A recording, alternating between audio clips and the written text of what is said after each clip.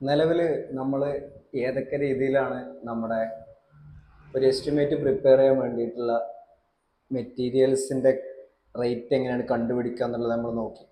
D S ആറും D A ആറൊക്കെ വെച്ചിട്ട് നമുക്ക് റേറ്റ് കണ്ടുപിടിക്കാം. പക്ഷേ നമ്മുടെ ലോക്കൽ മാർക്കറ്റിൽ പ്രൈവറ്റ് സെക്ടറിൽ നടക്കുന്ന വർക്കുകൾക്ക് നമുക്കൊരു നിജപ്പെടുത്തിയ റേറ്റ് എന്ന് പറയാൻ പറ്റില്ല.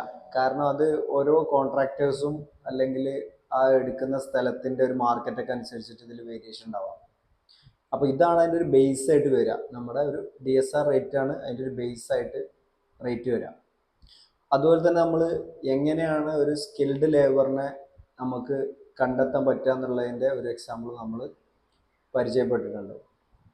അപ്പോൾ അടുത്തതായിട്ട് നമുക്കൊരു എസ്റ്റിമേറ്റ് നമ്മൾ ചെയ്യണമെന്നുണ്ടെങ്കിൽ നമ്മൾ ബേസിക്കായിട്ട് നമ്മൾ അറിഞ്ഞിരിക്കേണ്ട രണ്ട് കാര്യങ്ങളാണ് വോളിയം അതേപോലെ ഏരിയ. അപ്പോൾ ഈ വോളിയം എന്ന് പറഞ്ഞാൽ ഒരു 3 ഡയമെൻഷനിലും ഏരിയ എന്ന് പറഞ്ഞാൽ ഒരു 2 ഡയമെൻഷനിലായിട്ടുള്ള കാര്യമാണ്. അപ്പോൾ 3 ഡയമെൻഷനിലായിട്ടുള്ള ഒരു കാര്യത്തിന് നമ്മളൊരു പറയുകയാണെന്നുണ്ടെങ്കിൽ ഒരു 1 മീറ്റർ നീളവും 1 മീറ്റർ വീതിയും 1 മീറ്റർ ഡെപ്തുള്ള ഒരു ക്യൂബ് സങ്കല്പിക്കുക. അപ്പോൾ ഇതിൽ കൊള്ളുന്ന ഒരു വോളിയത്തിനെയാണ് നമ്മളൊരു എം ക്യൂബ് എന്ന് പറയാം, 1 എം ക്യൂബ് എന്ന് പറയാം. അതുപോലെ തന്നെ ഒരു 10 മീറ്റർ നീളവും 10 മീറ്റർ വീതിയുള്ള ഒരു പ്ലോട്ടാണെന്ന് കരുതുക. ആ പ്ലോട്ടിനെ നമ്മൾ നീളം ഇൻറ്റു വീതി നമ്മൾ ഗുണിച്ചു കഴിഞ്ഞാൽ നമുക്ക് 100 എന്നുള്ളൊരു സംഖ്യ കിട്ടും. അതാണ് അതിൻ്റെ ഏരിയ. അത് എം സ്ക്വയറിലാണ് വരിക. ഇത് മീറ്ററിലാണ് നമ്മൾ അളക്കുന്നതെന്നുണ്ടെങ്കിൽ 100 എം സ്ക്വയർ ആണ് അതിൻ്റെ ഏരിയ. അപ്പോൾ 100 എം സ്ക്വയർ നമ്മൾ സ്ക്വയർ ഫീറ്റിലേക്ക് കൺവേർട്ട് ചെയ്യാൻ വേണ്ടിയിട്ട് ഈ 100നെ നമ്മൾ 10.764 എന്നുള്ള സംഖ്യ കൊണ്ട് ഗുണിക്കുകയാണെന്നുണ്ടെങ്കിൽ 1076 എന്നുള്ള ഒരു സംഖ്യ നമുക്ക് കിട്ടും. അതാണ് അതിൻ്റെ സ്ക്വയർ ഫീറ്റ്. ഒരു എക്സാമ്പിളായിട്ട് പറയുകയാണെന്നുണ്ടെങ്കിൽ അതുപോലെ ഒരു എം ക്യൂബ് എന്ന് പറഞ്ഞാൽ 35.315 ക്യൂബിക് ഫൂട്ടാണ്. ക്യൂബിക് ഫൂട്ട് എന്ന് വെച്ചാൽ എന്താണോ നമ്മൾ എം ക്യൂബ് അതുപോലെ തന്നെ ഒരു അടി നീളം, ഒരടി വീതി, ഒരടി ഡെപ്തുള്ള ഒരു ക്യൂബാണ് ക്യൂബിക് ഫൂട്ട് എന്ന് പറയാം. അപ്പോൾ നമ്മൾ നാടുകളിൽ നമ്മളെ സൈറ്റിലേക്കൊക്കെ ഈ മെറ്റീരിയൽസ് ഒക്കെ അടിക്കുമ്പോൾ നമ്മൾ ആദ്യം ഒന്ന് ശ്രദ്ധിച്ചാൽ മതി. ഇപ്പോൾ ഒരു 200 അടി മെറ്റൽ അടിക്കുകയാണെന്ന് പറയുകയാണെന്നുണ്ടെങ്കിൽ 200 ക്യൂബിക് ഫൂട്ട്. അപ്പോൾ അത്ര വോളിയത്തിലാണ് നമ്മുടെ മെറ്റീരിയൽ നമ്മുടെ സൈറ്റിലേക്ക് വരുന്നത്. അപ്പോൾ നമുക്ക് വേണമെന്നുണ്ടെങ്കിൽ നമുക്ക് ആ വണ്ടി എത്തുമ്പോൾ തന്നെ അതിൻ്റെ ഒരു കമ്പി എന്തെങ്കിലും ഉപയോഗിച്ചിട്ട് അതിൻ്റെ ഡെപ്ത് അളന്നിട്ട് ഈ നീളം അളന്നാൽ എത്രയാണ് കറക്റ്റ് ആയിട്ട് മെറ്റീരിയൽ ഉള്ളതെന്നൊക്കെ നമുക്ക് അളക്കാനൊക്കെ സാധിക്കും.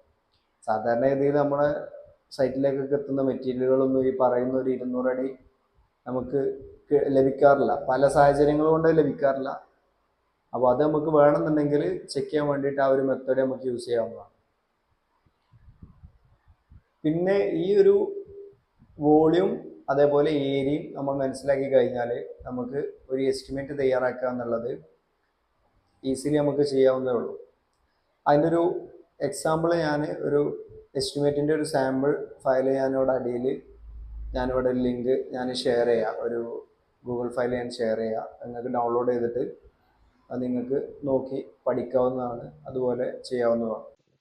ഇത് നമ്മളൊരു സാമ്പിളായിട്ടുള്ള എസ്റ്റിമേറ്റ് എടുത്തതാണ്. ഇത് നിലവിലൊരു ഗവൺമെൻറ് പ്രൊജക്റ്റിൻ്റെ ഒരു മെയിൻ്റനൻസ് വർക്കാണത്. അപ്പോൾ ഇതിൽ നമുക്ക് നോക്കിയാൽ കാണാൻ പറ്റും, ഇതിൽ നമ്മൾ മുൻപ് പറഞ്ഞ പോലെ DSR 2018 ബേസ് ചെയ്തിട്ടാണ് ഈ എസ്റ്റിമേറ്റ് പ്രിപ്പയർ ചെയ്തത്. അത് 34.75 അതിൻ്റെ കോസ്റ്റ് ഇൻഡെക്സ്. ആ കാര്യങ്ങളെല്ലാം ഇവിടെ എഴുതിയിട്ടുണ്ട്. ഇതൊരു പ്രൈവറ്റ് വർക്കാണെന്നുണ്ടെങ്കിൽ ആ ഒരു കാര്യം ആഡ് ചെയ്യേണ്ടതില്ല. അപ്പോൾ ഇതിൽ നമ്മൾ ആദ്യമായിട്ട് കൊടുത്തത് ഇതിലൊരു ഐറ്റം എന്ന് വെച്ചാൽ clearing grass and removal of the rubbish. നമ്മളെ കാടൊക്കെ അവിടെ നിന്ന് വെട്ടി തെളിക്കുന്ന ഒരു ഐറ്റമാണത്. അപ്പോൾ അത് എന്തൊക്കെയാണ് എന്നുള്ളതാണ് ഇവിടെ അതിൻ്റെ ഡയമെൻഷൻസ് കൊടുത്തത്. 1 ആണ് അതിൻ്റെ നമ്പർ, എത്ര നമ്പേഴ്സാണ് അതിൽ വരുന്നത്. ടോട്ടൽ ലെങ്ത്ത് നീളം ഇൻറ്റു വീതി. അപ്പോൾ അതൊരു എം സ്ക്വയറിലേക്ക് കൺവേർട്ട് ആവും.